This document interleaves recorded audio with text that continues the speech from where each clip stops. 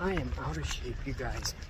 So I parked my vehicle at my grandma's house because it's shut down and jam-packed over here, so I knew that was going to be easiest. And I'm just running to... We're celebrating the 100-year anniversary of the Ironwood Memorial Building and recreating a photo, a 100-year-old photo.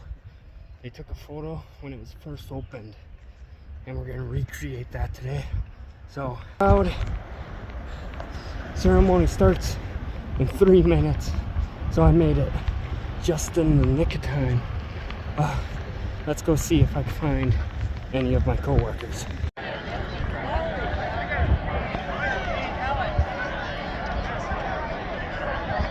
just want to point out, we have the color guard here, and we'll have the national anthem under the direction of Chris Fryer with the Wright High School band. I would like you to recognize the color guard by removing your hat and putting your hand on your heart for the national anthem. We're here for the Memorial Building 100-year celebration. Everybody knows we're being here. We're here to celebrate history, here to make a little history. I'll review our itinerary real quick. We have the national anthem. I'm going to say a few words. We're going to have a musical selection by the Wright High School band. Memorial Building poem that will be written and read by Jim Mildred. Commemorative speech by Dave Mankey. Announcement to gather for the photo. So when we're done speaking, do not go anywhere. We're here for a photo. You'll have the drone going up, the pictures taken up. So when we're done speaking, pretty much everything's going to squish together a little bit, turn around a little bit, smile, and have some fun. So before I get going, I just would really like to thank Jen Jacobson. She kind of turned it in the back of our minds and doing this, and she kind of pulled it all together. She's the one that's calling people, making appointments, making sure the PA works, making sure we're here where we're at, and trying to invite as many people and promote this as much as possible. Mara Mayer for assisting her. Currently for their use of the ladder truck, and our Ironwood WW for decorating and redecorating and adjusting and readjusting. But you know, she looks beautiful. Like when you drive down the road here, it just really warms your heart. She's all dressed up and she's beautiful, and I can't wait to tell you about her. So I'll just give you a little bit of information about the Memorial Building. She started off with the return of the people from the World War I. Our folks were coming home, and it was thought we really need to have something special. A very beautiful building to kind of show our gratitude for their contributions. And of course, back then we were a growing town. In 1890, our population was 7,500, and by 1990, our population was approaching 20,000 people. So we did have our building down wherever the blue bus is, around the corner. We all know where that is. So we needed more space for office space. And Mayor James O'Neill, he was very much into the community. He's a respected lawyer. He thought, we need space for our folks coming home. We need a building that's going to be grand, beautiful. We also need more space. We need space for our folks who are our miners and our loggers. We need amenities that are close to home. So we're going to create something very beautiful. How did they make it happen? The American Legion, who has a home here in the Memorial Building, they were very into like, we have to have a bond, we have to have a building, this is our design. We also have the women's club. They had a vision. This is going to be our building, our design. And they just went out and talked to the public, and they got money. And back then, they raised over $750,000 with the bond issue. $750,000 is a lot today. Just imagine $750,000 is a lot back in those days. So we very much need to thank those folks for keeping it going. And Mayor O'Neill, he loved our community, and like I said, he wanted something special for our veterans and our thriving community. Unfortunately, his dream before the building was complete, he had passed away. But we do have a memorial inside for him as well. And as you know, we do have tours of the Memorial Building. I invite everybody, just come on in, check out the art, check out the history. Our finished product is just a magnificent building and a memorial or monument to fallen soldiers. The walls are Tennessee marble, 10 feet tall, terrazzo marble floors, The Greek architecture is just stunning. We have plenty of beautiful art and history, a permanent home for the American Legion for all that they've done to make this happen, a permanent home for the Women's Club for all they've done for getting this building going for the community, for education. But if you look, we have a memorial lobby when you come in, an auditorium, a banquet hall. We have a pool. Well, we did have a pool. A gymnasium, showers, lockers. And at one time, we had 3 kitchens, a dumbwaiter system, and a complete set of china stamped with Ironwood's name on it. It was just beautiful.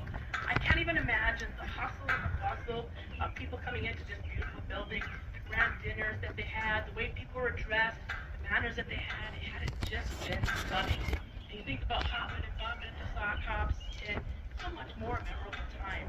I just think about all the social changes that this building has seen over the past 100 years. All this has been done.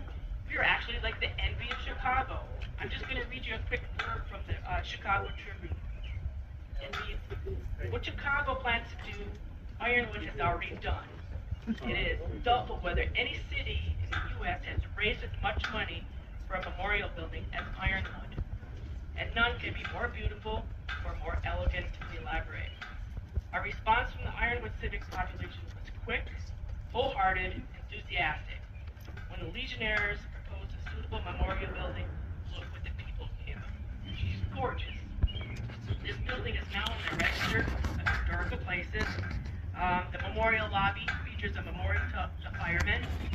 There's a lot of silver hardware. They've been serving our community since 1887. There's a World War I Doughboy bronze statue in there, and bronze tablets honoring those who served in the Civil War, the Spanish-American War, and World War I. These tablets also pay tribute to our service, and you can find names of 41 members for the Civil War, 120 for the Spanish-American War, and 1,570 for World War I. Other names of folks who have served in the service you will find over by the post office. But you'll see the names of people. Take a look at who served, who made our city who it is. And by some of the names, you'll notice a little star. And this star means that these folks have paid the ultimate price, that they died in service. So I invite anybody during business hours to come on in, take a look at the names, take a look at the art that we have here. I'm going to read one of the bronze tablets. It says, this building was erected in 1922 by the people of Ironwood as an enduring tribute of appreciation to our loyal citizens who have in every crisis rallied in defense of our government and the high ideals of liberty and humanity for which it stands. That's just always touching. Our mines are also represented. Take a look at the walls. We have all of our mines there. There's history that shows about the men that were rescued during the past mine collapse. There's notation about Nori Mine. Apparently, at one time, it produced 1 million tons in 1 year and still holds that world record today. The foyer, you'll find 11 lunettes, and these lunettes kind of mark the history of Coquitlam County. You'll see as it progresses through the forest and the fur traders and the lumbermen and the foresters.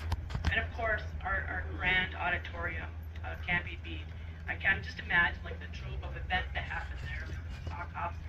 And today we even have like a wedding going on this weekend, the military homes, and the system is there, just all kinds of community events. So it still really is truly a community building. The auditorium is magnificent.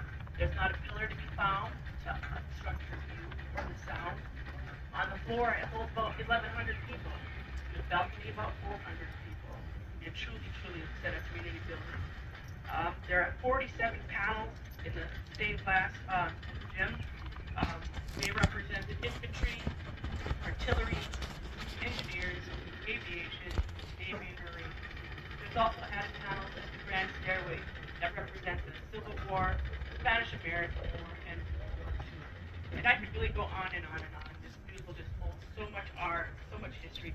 But I invite you to explore the memorial building when you can. She is uniquely beautiful and embraces the spirit of integrity, the integrity of then and now, and will forever serve as an icon. So let's take this special moment to be proud of our building, to be proud of our history, and make more history today with our 100-year photo. Let us walk away today with the promise to follow the footsteps of honoring those who served, and by being an by being the next to ensure Ironwood is the community our founders dreamed it would be. I just want to thank you all for being part of today's celebration.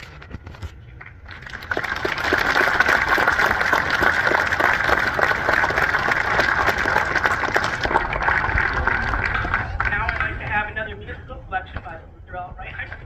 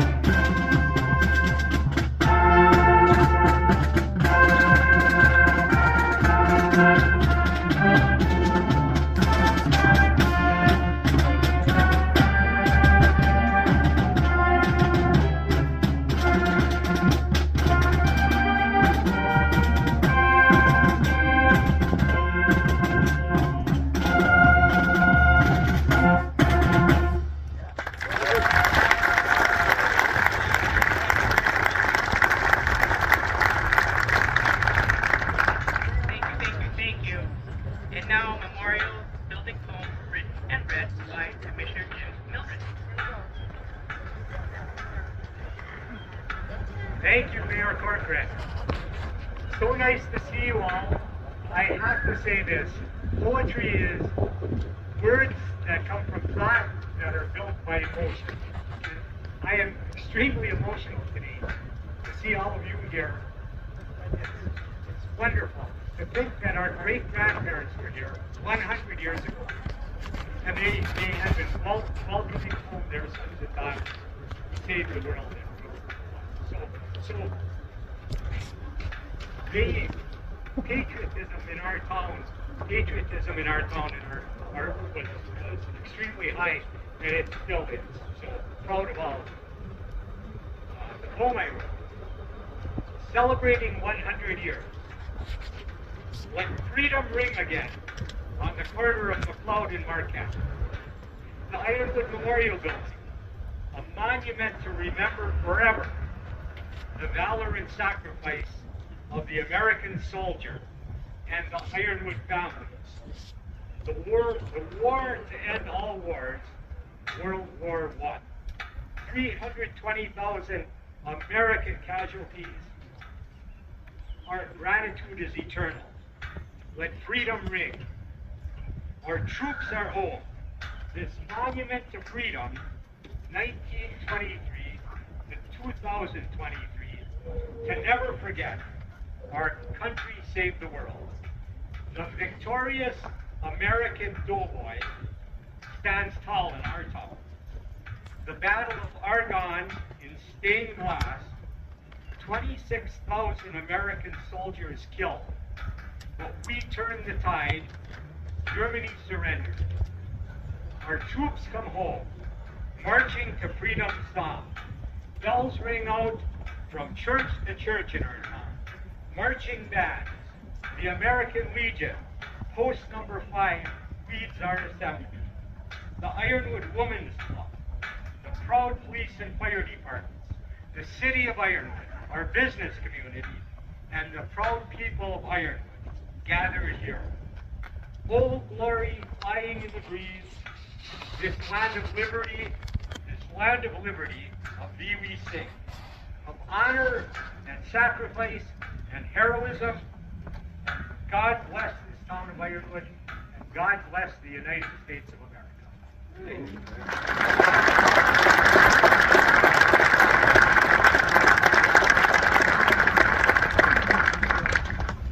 Thank you very much, Jim. Now we'll have a commemorative speech by Dave Macy.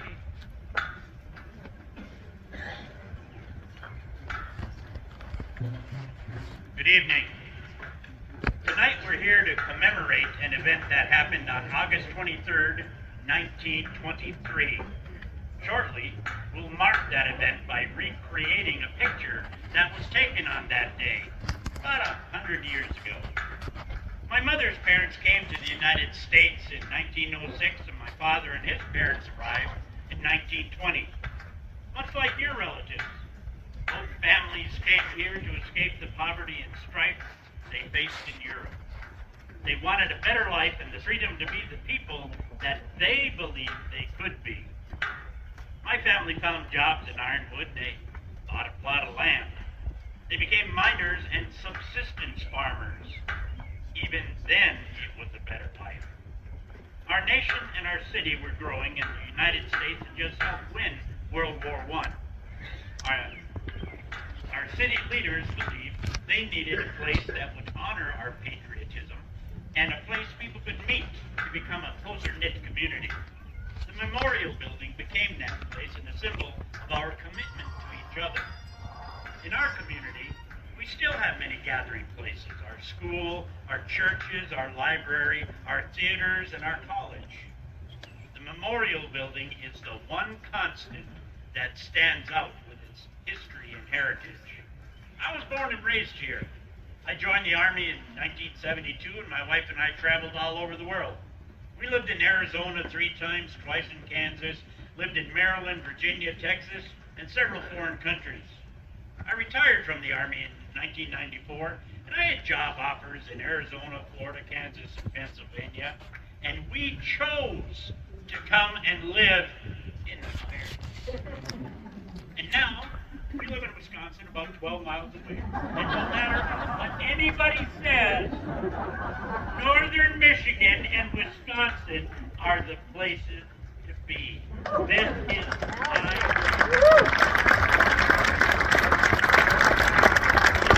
we moved back here because we like the people. When we go to the bank, we know the people. When we go to church, we know the people.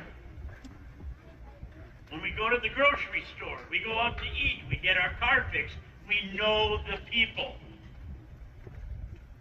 Hell, I know the snowplow driver, the policeman, and the mailman. I know the policeman on a professional basis, not on a personal basis. I know most of the people that work in this building right behind me. We know the people, and that's the type of community that we wanted to live in. The leaders who made the Memorial Building a reality knew it could and would be a place people could gather and make decisions for our community. It would be a symbol of their commitment to our heritage. You gotta come and see this place. I love going into the building and seeing the statue of the World War I soldier. I read the plaques with the names of the people from Ironwood who served in the Civil War, the Spanish-American War, World War I, and World War II. The stained glass windows remain a treasure. I like to walk into the auditorium, and I remember the tamburinsons playing their music and the barbershop quartets singing their wonderful harmonies. Our parents voted for FDR, Truman, Eisenhower, Kennedy, LBJ, and Nixon in this building. I played basketball and pickleball down in the gym. I attended several Boy Scout conferences and athletic banquets in the second-story club rooms upstairs.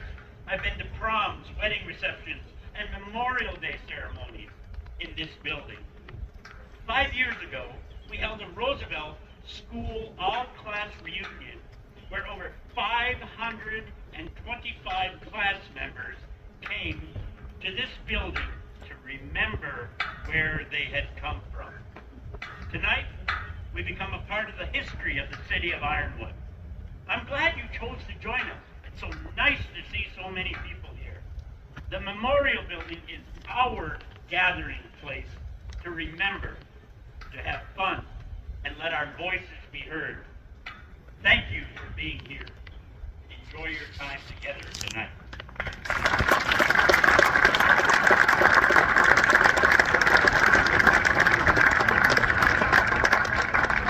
Very well said, Dave. Well, that concludes our speakers, but the best part now is to come. We have a photo come in, and we have a Tesla somewhere. In the original photo, they had a car of times. Now we're going to have another car of the current times, and who knows what they'll have in 100 years from now and when they look back at this photo today. But what I'm asking you, our photographer is right across that way. Wave, Jake. Okay, right. So I guess everybody kind of turn around, and I'd like to have everybody kind of a little bit together.